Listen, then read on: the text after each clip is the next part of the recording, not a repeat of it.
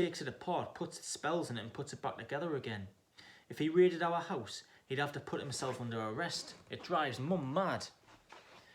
That's the main road, said George, peering down through the windshield. We'll be there in 10 minutes. Just as well it's getting light. A faint pinkish glow was visible along the horizon to the east.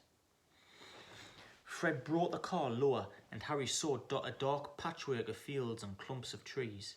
We're a little way outside the village, said George. Otley St. Catchpole.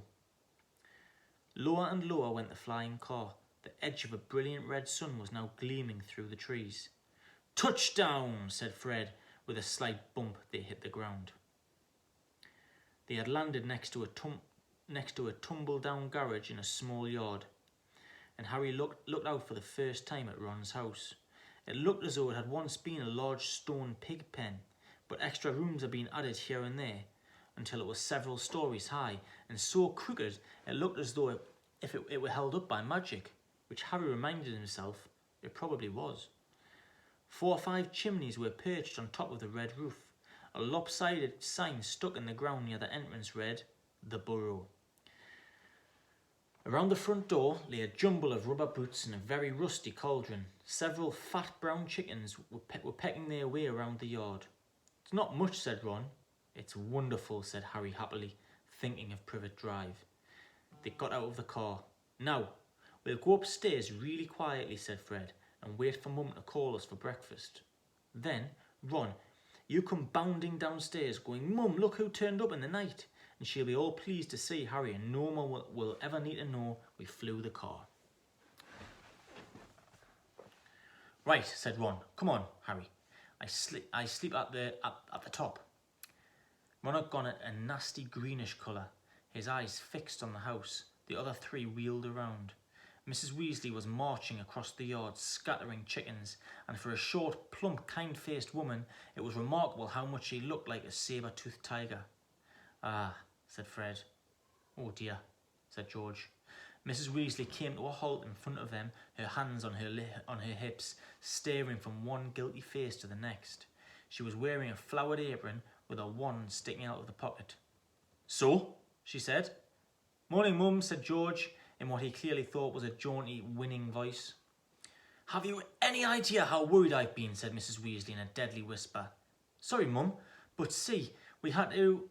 All 3 of Mrs. Weasley's sons were taller than she was, but they cowered as her rage broke over them. "Bed's empty, no note, car gone, could have crashed, out of my mind with worry. Did you care? Never, as long as I've lived.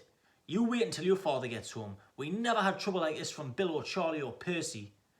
"Perfect Percy," muttered Fred. "You could do with taking a leaf out of Percy's book," yelled Mrs. Weasley, prodding a finger on Fred's chest. "You could have died. You could have been seen. You could have lost your father, his job." It seemed to go on for hours. Mrs. Weasley had shouted herself hoarse before she turned on Harry, who backed away. "I'm very pleased to see you, Harry dear," she said. "Come in and have some breakfast." She turned and walked back into the house, and Harry, after a nervous glance at Ron, who nodded encouragingly, followed her. The kitchen was small and rather cramped. There was a scrubbed wooden table and chairs in the middle, and Harry sat down on the edge of his seat, looking around. He had never been in a wizard house before. The clock on the wall opposite him had only 1 hand and no numbers at all. Written around the edge were things like "Time to make tea," "Time to feed the chickens," and "You're late." Books were stacked 3 deep on the mantelpiece. Books with titles like "Charm Your Own Cheese," "Enchantment in Baking," and "1-Minute Feasts. It's Magic." And unless Harry's ears were deceiving him, the old radio next to the sink had just announced that coming up was witching hour, with the popular singing sorceress Celestina Warbeck. Mrs. Weasley was clattering around cooking breakfast in a little haphazardly, throwing dirty books at her sons as she threw sausages into the frying pan. Every now and then she muttered things like, "Don't know what you were thinking of," and "Never would have believed it." "I don't blame you, dear," she assured Harry, tipping 8 or 9 sausages onto his plate. "Arthur and I have been worried about you too. Just last night, We were saying we'd come and get you ourselves if you hadn't written back to Ron by Friday. But really," she was now adding 3 fried eggs to his plate. "Flying an illegal car halfway across the country, anyone could have seen you." She flicked her wand casually at the dishes in the sink, which began to clean themselves, clinking gently in the background. "It was cloudy, Mum," said Fred. "You keep your mouth closed while you're eating," Mrs. Weasley snapped. "They were starving him, Mum," said George. "And you?" said Mrs. Weasley, but it was with a slightly softened expression that she started cutting Harry bread and buttering for him. At the moment there was a diversion in the form of a small red-headed figure in a long nightdress who appeared in the kitchen, gave a small squeal and ran out again. "Ginny," said Ron in an undertone to Harry, "my sister, she's been talking about you all summer."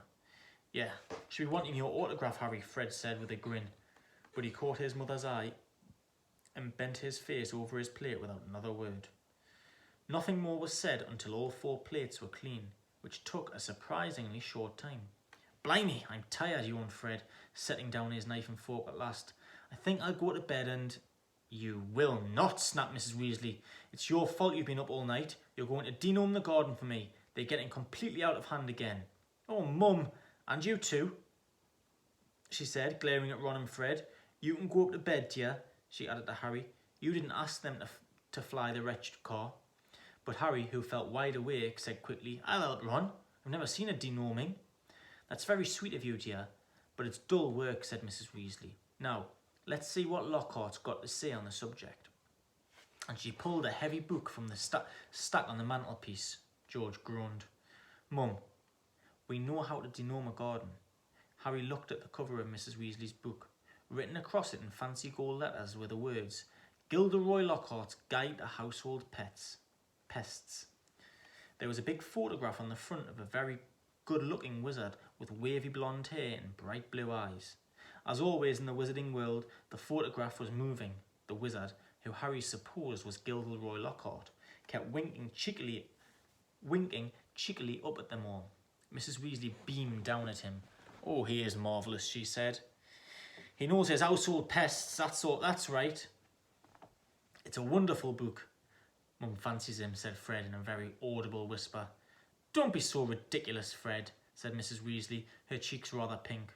"All right, if you think you know better than Lockhart, you can go and get on with it. And woe betide you if you think a single gnome in that garden. If there's a single gnome in that garden when I come out to inspect it." Yawning and grumbling, the Weasleys slouched outside with Harry behind them. The garden was large, and in Harry's eyes, exactly what a garden should be. The Dursleys wouldn't have liked it. There were plenty of weeds, and the grass needed cutting, but there were gnarled trees all around the walls, plants Harry had never seen spilling from every flower bed, and a big green pond full of frogs. "Muggles have garden gnomes too, you know," Harry told Ron as they crossed the lawn. "Yeah, I've seen those things they think are gnomes," said Ron, bent double with his head in a peony bush. "Like fat little Santa Clauses with fishing rods."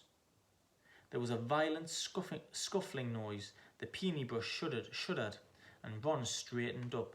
"This is a gnome," he said grimly. Get off me!